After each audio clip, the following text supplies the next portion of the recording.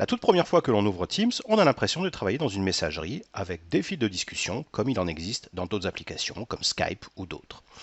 Mais Teams propose également énormément d'autres options comme je vais vous en montrer quelques-unes. Par exemple, dans cette conversation, nous souhaitons travailler sur un document Word. Or, le document Word pour l'instant n'est pas dans ma conversation.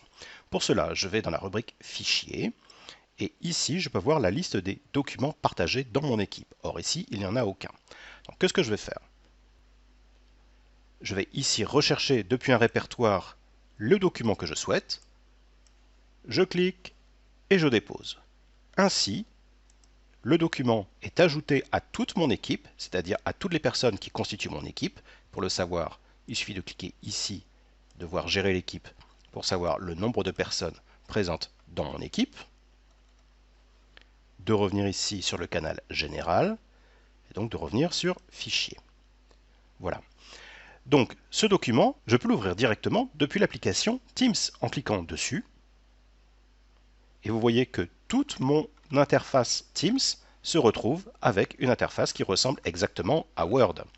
Et si je fais une modification,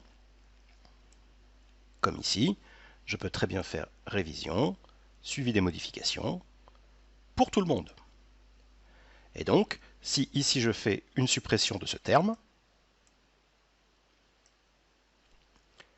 Buzz l'éclair l'a supprimé, Buzz l'éclair c'est moi, et tous les autres peuvent en faire de même. Et voilà, je vois instantanément que d'autres utilisateurs sont en train de modifier le document et je peux suivre leurs modifications. Ah, et voilà, une nouvelle modification, je vois que Cartable a été mis en gras.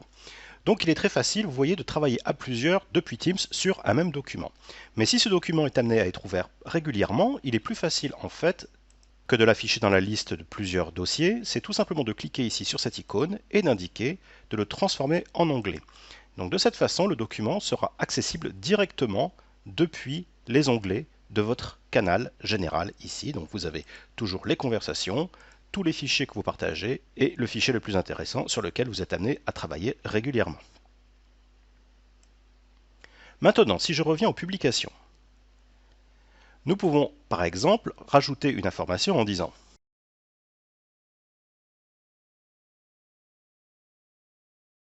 donc voilà, j'informe toute mon équipe que j'ai trouvé une astuce. Forcément, eux, ça les intéresse. Et là, vous pouvez voir qu'à chaque fois que quelqu'un me répond, j'ai une notification qui m'informe que quelqu'un m'a répondu.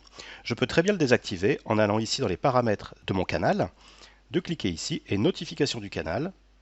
Je peux tout désactiver et ainsi ne plus recevoir de notifications.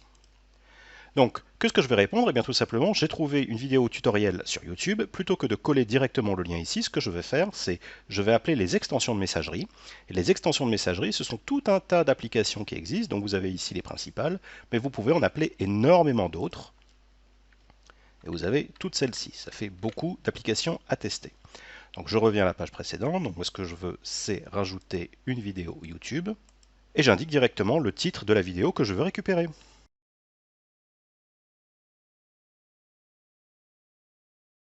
Et voilà, toutes mes équipes ont maintenant cette vidéo qui leur vient dans leur liste de conversation.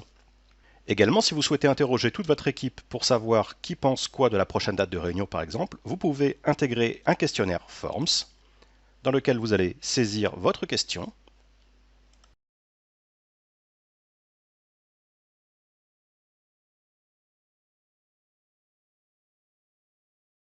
Je valide en cliquant sur Suivant.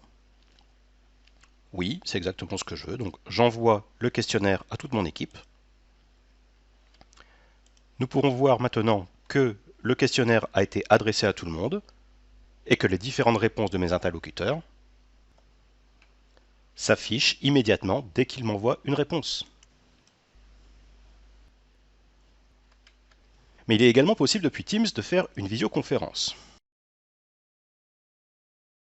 Et donc bien sûr, j'ai toutes les réponses que je peux visualiser, donc soit avec des petits likes ou des réponses directement comme d'habitude.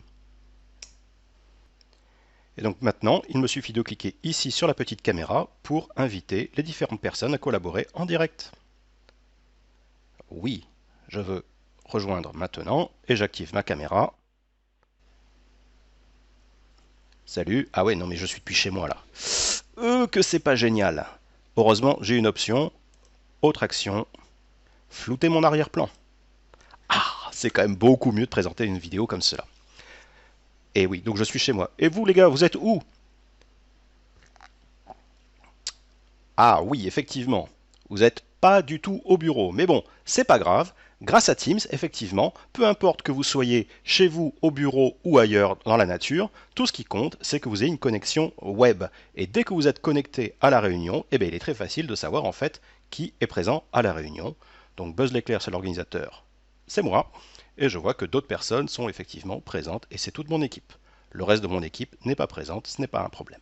Je peux également, si vous le souhaitez, enregistrer toute cette conversation et cette conversation sera enregistrée dans le fil de conversation et vous pouvez y revenir plus tard. Voilà.